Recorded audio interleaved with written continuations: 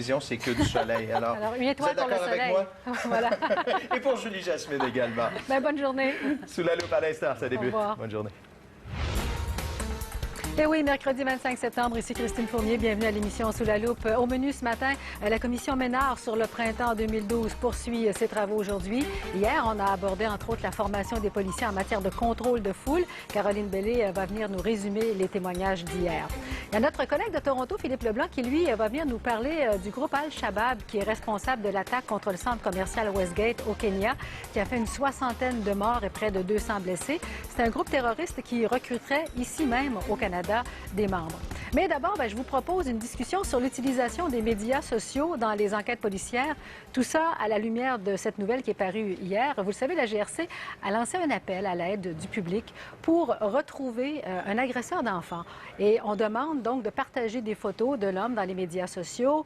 Cet homme-là est recherché depuis 2005 par des corps de police à travers toute l'Amérique du Nord. Eh bien, le service de police de Laval a décidé de contribuer à l'enquête en utilisant son propre réseau. Et j'ai à mes côtés le lieutenant Daniel Guérin du service de police de Laval qui a accepté de venir nous parler de l'usage des médias sociaux pour mener des enquêtes criminelles. Bonjour, M. Guérin. Merci d'être avec nous. Depuis quand est-ce que vous avez mis en place une stratégie d'utilisation des médias sociaux dans votre travail? Pour la police de Laval, on est présent sur les médias sociaux depuis environ 2 ans. On a le compte Facebook qui a été lancé en premier lieu. Et puis, on a décidé d'implanter le réseau Facebook, étant donné qu'on voyait qu'il y avait plusieurs interactions qui se faisaient sur la toile et qui mentionnaient le service de police de Laval. Donc, on s'est créé un compte. Et puis, on a regardé, on a obtenu de la formation, étant donné que la formation n'est pas nécessairement disponible dans les universités ou dans les cégeps. On a requéri les services des spécialistes. Et puis, on s'est lancé dans l'aventure d'une manière très prudente. Et puis, je dirais qu'après 1 an et demi, 2 ans d'utilisation des réseaux sociaux, on est très satisfait des services que ça nous a rendus. Alors, donnez-nous des exemples, des avantages que vous avez eus dans certaines enquêtes ou de certains dossiers que vous avez pu faire progresser plus rapidement grâce aux réseaux sociaux. Il y a une enquête que je me rappelle. Premièrement, il faut présenter le projet à nos partenaires policiers. Des enquêteurs du service de police, habituellement, font appel au service des communications pour demander aux journalistes de l'aide. Mais maintenant, on leur propose aussi une utilisation des réseaux sociaux. Donc, un des exemples où est-ce que je vous explique, c'est une enquête de meurtre qu'on avait. Et puis, on avait des exhibits qui étaient mystérieux dans le dossier. Et puis, les enquêteurs avaient fait des démarches d'enquête et puis ne trouvaient pas nécessairement réponse à leurs questions. On a créé une vidéo qui présentait les pièces à conviction et qui, en fin de vidéo, demandait aux gens d'appeler et mentionner le numéro de dossier. Donc, on a eu beaucoup de retours. Ça l'a fait avancer notre dossier. On a pu identifier 2 personnes qui étaient sur des photos mystérieuses qu'on avait au dossier.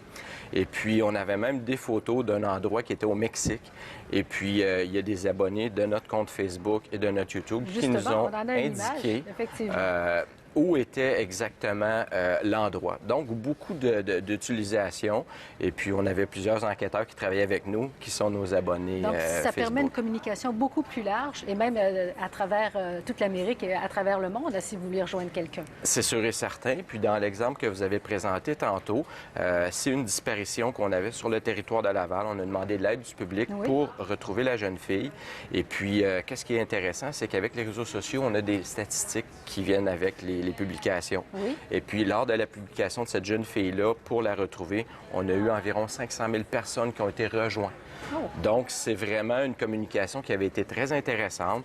On a, parmi nos abonnés, des gens qui sont très influents. On avait Guillaume Lepage à ce moment-là, qui était un de nos abonnés et qui a aussi parlé du dossier. Donc, il a relayé le dossier un peu partout. Et voilà. Donc, quand les dossiers sont intéressants, quand on offre de la proximité intéressante et puis des dossiers qui sont originaux, les gens embarquent et puis les gens partagent l'information. Est-ce qu'il y a certains risques, par contre, quant au secret d'une enquête? Parce qu'habituellement, une enquête se fait... Bon, il y a des éléments qu'on garde pour nous et qu'on ne veut pas, justement, voir communiquer de façon à ne pas nuire à l'enquête. Est-ce que vous devez aussi mettre de côté certains éléments et faire bien attention de ce que vous mettez sur les réseaux sociaux? On fait très attention. On évalue, je vous dirais, doublement nos interventions, étant donné qu'en tant que service de police, on ne veut pas je dirais, mettre en échec une enquête Oui. parce qu'il y a des victimes qui dépendent de notre enquête. Donc, on veut faire progresser les choses, mais il faut être très rapide aujourd'hui pour réagir sur les réseaux sociaux, étant donné que les gens le font. Oui. Les gens sont victimes de crimes, ont une vidéo, ont la photo d'une personne et parfois vont le publier eux-mêmes. Vous avez sûrement déjà vu des gens qui demandent « aidez-nous à identifier cette personne-là », mais l'information provient d'un citoyen. Ah. Donc, on se demande tout le temps, moi, en tant que policier, je regarde ça, puis on se demande tout le temps quelle est la véracité de ces choses-là. Oui. Puis nous, en tant que service de police à Laval, on s'est dit on va aider les gens en tant qu'organisme qui est reconnu officiellement, bien, on publie Oui. les informations pour aider à faire avancer les enquêtes. Qu'est-ce qui fonctionne le mieux, Twitter ou Facebook? Je vous dirais que les deux sont complémentaires. Et puis, Twitter, dans la médiatisation qu'on a fait pour aider nos policiers, nos collègues policiers du Nouveau-Brunswick, a été très efficace. Twitter va être plutôt associé à une intervention pour nous de gestion de crise, d'événements, de catastrophes. Manifestation. On mise beaucoup sur ça pour communiquer. Par exemple, dans une disparition, une alerte Amber, où est-ce qu'on va rechercher un enfant qui a été enlevé. Oui. On a fait des médiatisations avec Twitter quand il y a eu un tremblement de terre en novembre dernier. Et puis, aussitôt qu'il y a eu le tremblement de terre, aux alentours de 4 heures du matin, quelques minutes après, on était en ligne avec Twitter Oui. et on confirmait le tremblement de terre pour justement rassurer les citoyens et les journalistes qui sont aussi sur Alors, notre il nous compte. reste quelques secondes, M. Guérin. Ça vient finalement démontrer peut-être le besoin d'une meilleure formation pour les policiers quant à l'utilisation des médias sociaux pour faire leur travail, parce qu'on a l'impression qu'on n'est pas encore très sensible à ça lorsqu'on est en formation. Au service de police de Laval, on évalue beaucoup de possibilités. On prend la formation maximale qu'on peut obtenir, puis on évalue aussi d'autres options pour le futur, soit le développement d'applications mobiles, soit l'utilisation d'autres plateformes ou tout simplement d'autres manières de communiquer avec les gens, parce qu'on est aussi conscient que les gens ne sont pas tous sur Facebook ou Twitter. Votre dentiste, votre comptable sont peut-être pas abonnés à Twitter et à Facebook à chaque jour. Donc, pour rejoindre ces gens-là, le service de police de Laval développe des stratégies pour, dans le futur, rejoindre le plus de gens puis mieux servir les citoyens de Laval pour les informer correctement. Bien, Monsieur Guérin, merci d'avoir été avec nous. C'est très intéressant. Ça nous permet de savoir que même le travail policier ne peut pas contourner les réseaux sociaux. Merci. Et voilà. Merci revoir. beaucoup. Bonne journée. Eh bien, tout le monde avait les yeux tournés vers le Kenya en fin de